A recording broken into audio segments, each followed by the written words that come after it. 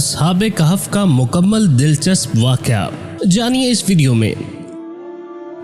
السلام علیکم ناظرین، میں امید کرتا ہوں آپ سب خیریت سے ہوں گے۔ تو آج میں آپ سب کی خدمت میں ایک بہت ہی دلچسپ اور معلومات سے بھرپور ویڈیو کے ساتھ حاضر ہوا ہوں۔ تو آج کی اس ویڈیو میں ہم بات کرنے جا رہے ہیں کہ اصحاب کہف کون تھے۔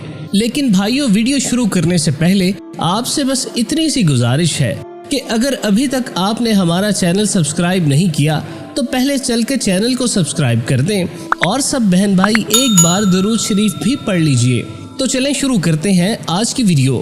دراصل حضرت عیسیٰ علیہ السلام کے آسمان پر اٹھائے جانے کے بعد عیسائیوں کا حال کافی زیادہ خراب ہو چکا تھا۔ زیادہ تر لوگوں نے بت پرستی کرنا شروع کر دی اور باقی لوگوں کو بھی بت پرستی کرنے پر مجبور کرنا شروع کر دیا۔ خاص طور پر بت پرستی کرنے والوں کا بادشاہ دقیانوس اس حد تک ظالم تھا کہ جو شخص بھی بت پرستی سے انکار کرتا وہ اسے فوراً قتل کر ڈالتا۔ اصحاب کہف وہ لوگ تھے جو بادشاہ کے معزز درباری تھے، مگر یہ لوگ ایمان والے تھے اور بت پرستی سے انتہائی بیزار تھے۔ بت پرستی کے بادشاہ دقیانوس کے ہر روز کے ظلم و ستم سے تنگ آ کر اور اپنا ایمان بچانے کے لیے یہ لوگ دقیانوس کے دربار سے بھاگ نکلے اور قریب ہی ایک پہاڑ کے اندر ایک غار میں پناہ گاہ بنا لی اور تھک کر وہاں ہی سو گئے۔ وہ لوگ اس غار میں 300 سال تک سوتے رہے۔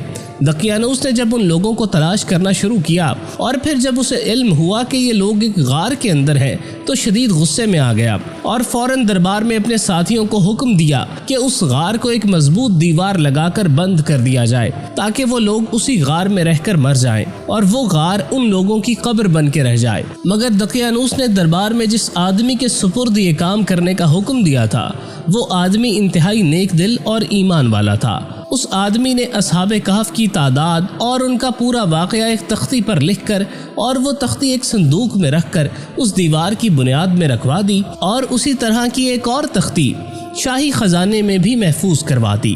کچھ دنوں بعد ہی بت پرستی کا بادشاہ دقیانوس مر گیا اور پھر سلطنتیں بدلتی رہیں اور پھر ایک بار ایک ایسے بادشاہ کے ہاتھ سلطنت لگی جو کہ بہت نیک دل اور انصاف پسند تھا اور جس نے 68 سال تک شان و شوکت کے ساتھ سلطنت کی۔ اور پھر اس بادشاہ کے دور میں مذہبی فرقہ بندی کا نظام شروع ہونے لگا اور لوگ مرنے کے بعد اٹھنے اور قیامت کا انتظار کرنے لگے۔ قوم کا یہ حال دیکھ کر بادشاہ رنج و غم میں ڈوب گیا اور پھر وہ تنہائی میں ایک مکان کے اندر بند ہو کر رو رو کر دعائیں مانگنے لگا کہ اے اللہ عز و جل، تو ہی کوئی ایسی نشانی ظاہر فرما دے کہ لوگوں کو مرنے کے بعد اٹھنے اور قیامت کے آنے کا یقین ہو جائے۔ بادشاہ کی یہ دعا قبول ہو گئی اور اچانک ہی بکریوں کے ایک چرواہے نے اپنی بکریوں کو ٹھہرانے کے لیے اسی غار کو منتخب کیا اور اس دیوار کو گرا دیا۔ دیوار کے گرتے ہی لوگوں پر ایک دہشت سوار ہو گئی اور دیوار گرانے والے خوف کے مارے وہاں سے بھاگ نکلے اور اصحاب کہف اللہ پاک کے حکم سے اپنی نیند سے بیدار ہو کر اٹھ گئے اور ایک دوسرے سے سلام کرنے لگے اور عبادت کرنے میں مشغول ہو گئے۔ جب ان لوگوں کو بھوک لگی تو ان لوگوں نے اپنے ایک ساتھی سے کہا کہ تم بازار سے جا کر کچھ کھانا وغیرہ لے آؤ اور بہت ہی خاموشی کے ساتھ یہ بھی معلوم کرو کہ دقیانوس ہم لوگوں کے بارے میں کیا جانتا ہے۔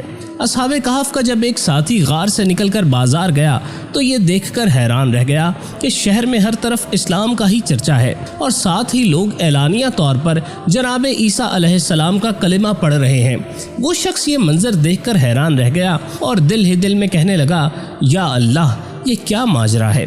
اس شہر میں تو اسلام اور ایمان کا نام لینا بھی جرم تھا، آج یہ انقلاب کیسے آ گیا؟ پھر وہ شخص کھانا لینے ایک دکان پر گیا اور دقیانوس کے زمانے کا روپیہ نکال کر دیا جس روپے کا دور ہی ختم ہو چکا تھا۔ دکاندار کو وہ روپیہ دیکھ کر شک ہوا کہ شاید اس شخص کو کوئی پرانا خزانہ مل گیا ہے۔